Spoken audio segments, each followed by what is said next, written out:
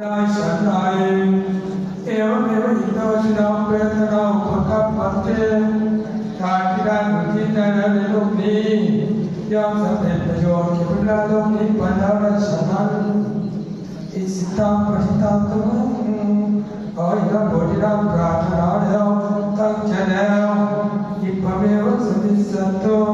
จงทำเร็จโดยสัมพันธ์นับเป็นบริจุสังกัปปะความหวังดีทั้งปวงจงเป็นที่จันโดปนาโสจะท้อเหมือนพระเจริญเป็นมนุษย์ชนที่ละโสจะท้อเหมือนแก้วเดียวโสโสให้มันยินดีสัพพิติโยวันสันโตปัจจัยทั้งปวงจงรอดไปแต่พระโรคนัสสันโตโรคทั้งปวงของราชจงหายมาเทวันปัญจายโยอันตรายมีแก่ท่าน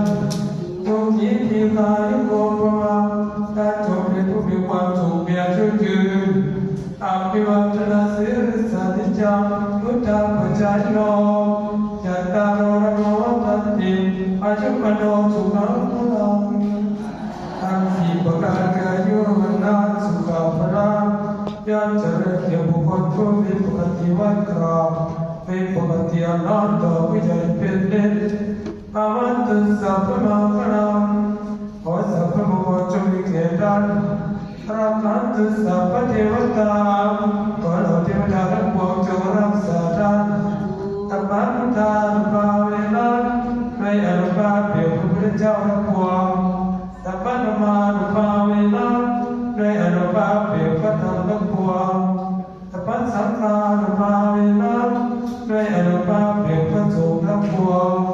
สัตตาโชติภวันตุเตขอความสุขที่ทั้งหลายจงมีแก่ท่านทุกท่าน